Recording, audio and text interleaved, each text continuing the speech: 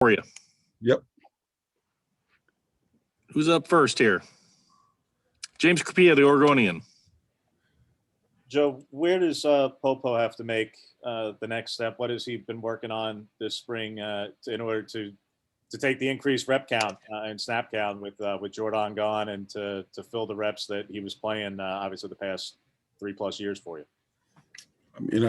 You just hit it on the head. I think right now he's in a good place. I think he understands the responsibility of being that presence in the middle now with the amount of reps and I think renewed sense of health.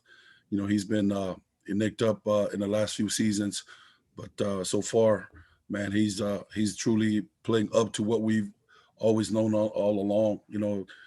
He's a big body that has a good athleticism, but man, heavy hand striker. So looking to build on that, and so far the spring camp for Popo has been a positive one. And I think just immersing himself to play in that physicality world. Obviously the line of scrimmage is never a glitz and glamour one, but with him, that's the other piece. As he continues to mature and grow into that responsibility, you'll see a different Popo going into the fall camp. Tyson Alger, Athletic. Very. Joe, this is you're in Mario's 5th spring here now, and I'm just curious, like when you first took the job here, like what did you want to get out of it, and then how has that kind of evolved throughout your time here, along with kind of like your relationship with Mario? But we've been both fortunate and blessed to play among some very good outfits with Coach at Miami and with us at obviously at Arizona. But they told me there's a blue collar mentality that was surrounding the program in both respects. So coming here was more bringing that culture and that mentality. Now, those things are not prophesied. You have to work it into existence. And I think those are the things that are going to be the premium building blocks of our program. It was never about the scheme, more so the commitment to the process. And that's one of the biggest things that's been thrown around, but hard to execute in every level. So, for us, man, we're just so fortunate to have cultivate that culture here. And the great thing about it, the guys understand that we have miles and miles to go in that regard. But as far as the standard and the way we train, it ain't for everybody. And those are the things that it's crystal clear with our staff. And it's just really fortunate to have a head coach that truly walks that belief. Ryan Thorburn, registered guard. Joe, you have several guys, Keon, Christian, Suave. They still have the redshirt freshman next to their name because the COVID year, but obviously they've been around for a while now. Do you sense they're developed to the point where they're ready to kind of take a major role this year? They are right now.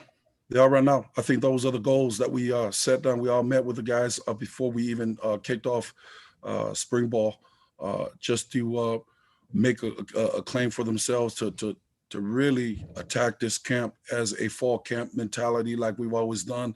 And you seeing the tremendous growth in Keon. Keon is really playing with power and so great to see him come out of, again, that young state that he was a year ago.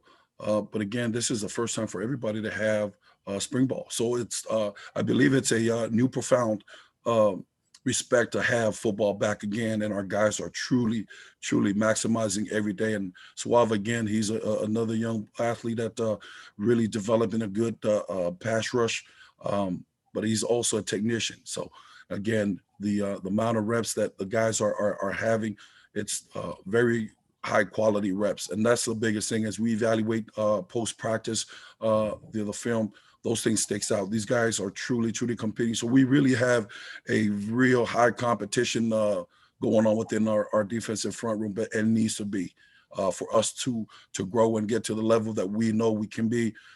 That's the only way. And those guys have embraced that, and they're helping each other out. They're challenging each other, and we get to go against one of the premier offensive line in the country. So your work is really quality. Either you bring your work or you're going to get taken to the shed by our guys. And Coach Mirabal does a tremendous job with the outfit on the offensive line to highlight the competition that we're seeing every day. James Krupia, the Oregonian. Joe, wanted to get your insight on a couple of the second-year freshmen, on Jason and Mikhail. Just what have they brought this spring? We saw them a little bit a couple of weeks ago in the first scrimmage, working quite a bit with the threes. I'm sure we'll see that again tomorrow. Just how have they further developed? Because like I say, first spring, and I don't know how you even view and assess last year for them since it was so limited. So what have you seen from them? I think that's the biggest thing right now. It's just moving forward type of operation. We've also been moving guys around, miss and match guys with the twos and the ones and the threes.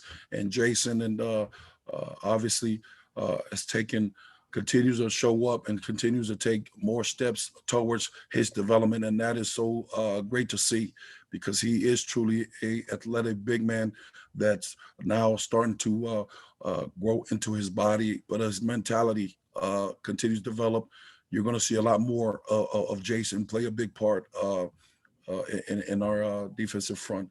With Mikhail, again, he's another young man that's truly starting to come on his own. And again, without competition, it's really hard to gauge where these guys are at. But luckily for us, they get to really be contested by a premium offensive line every day. And, those things you can't take for granted. And it's really help us sort of adjust our approach with each individual guys in our room, as far as the fundamentals, the footwork, the eye discipline, but also just the sheer mentality of being physical. Because again, when you're going against the outfit that Coach Cristobal and Coach Mirabal have on that side of the ball, you want to embrace it. And our guys see that. They know that Big Steven Jones and all of them on the other side of the ball, they're giving them a great look that you may not get until game day. And so just to highlight on those. And then you got Keanu Williams, who's an early enrollee. He hadn't played for almost a year and a half, almost 2 years of high school ball. And he's a big body that's athletic, but he's just now getting the rust off of being a high school athlete. So to say competition is going on in our room is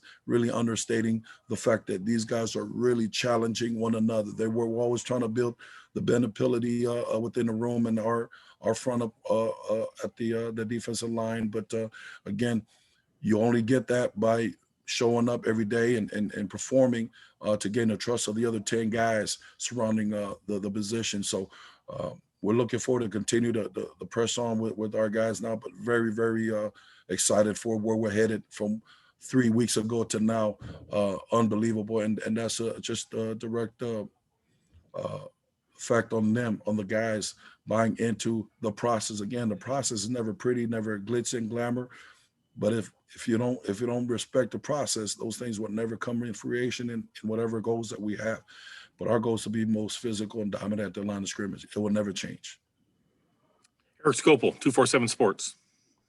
Popo yesterday was talking about being kind of interchangeable, the spots on the defensive line. How accurate is that? Are guys playing a lot of different spots in practice? Will it be a spot where you could see somebody kind of rotate all the way across it over the course of a game or a season, or kind of what's that going to look like? Is that those things are always meticulous. You also got to prepare. You gotta adjust things. This past year really highlighted those things with guys not being available for 2 weeks at a time and all those things. So you cannot sit here and say that things are going to be lined up just how we planned it. So, with that said, you had to prepare and make adjustment and be ready for those, so that when it does come up, guys are not overwhelmed, right? And it's been good. We've been really working on making sure that guys are getting a chance to align at a different spot that they might not be normally at. But again, in a spirit of building that dependable depth, it's really important, that we make sure that we're always, as a staff, evaluating those things and making sure that we have our ducks lined up for whatever comes at us. We have time for two more. Ryan Thorburn, register guard. Joe, obviously, Tim Inherit's a pretty special guy, and Kayvon on the outside. When you have a player of that caliber, how does that kind of impact your guys' inside and the defense as a whole, and what do you think of what you can do with him in this new system of Tim's? Well, I think Kayvon is going to continue to work on his craft. The beauty of that, we have also the other guys that are truly coming on. You know, Brandon Dorlis is a guy that's again had a breakout year last year just from a confidence and being productive. But I think having Kayvon there, I think everybody understands the level that they all must be playing at. And so as KT continues to improve with Coach DeRuiter and the things that, because we all cross-train, we work with those guys as well with certain things. And so he's able to hear the same verbiage and the pair of eyes to help each and every one, especially KT, in the little things that he needs to improve upon. It's going to maximize his opportunities. But I think he complements our guys too, because we got some young guys that are now finally getting their opportunity. And it's been awesome. It's been great to see the camaraderie, but also the communication has really picked up, and you need to. Communication breeds success, and I think those are the things that we're harping with our guys to continue. But KT obviously have shown little by little just the growth from a standpoint of his approach to the game, but his approach to taking care of his body and studying and be more of a fluid in the studies in the meeting rooms. Last question, Max Torres, Scoop or Ducks Digest. Sorry, Max. No worries. Coach, you guys are obviously in the midst of some pretty heavy competition here in spring ball, but looking a little bit down the line, you're set for a busy summer on the recruiting trail. When you're looking at talent, what does it take to view someone as a potential Oregon Ducks defensive lineman? You got to out-recruit the room. You got to out-recruit, man, just like the NFL. Yeah, that's your lifeblood. And to undermine that one bit, it's not good enough. We live in a world where football is about your players and the type of guys that you bring into your organization, and they gotta have the character specs that fit the culture that we have here and what we're building here. That's the biggest thing.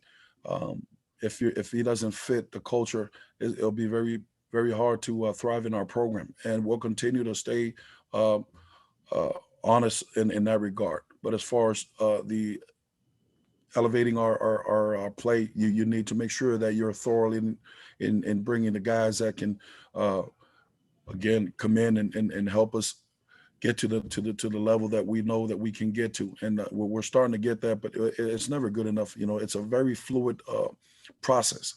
Recruiting is never the same from day to day, so we're always working hard as a staff to make sure that we're on point with our evaluation, but also continue to assess everything and assess ourselves and our approach.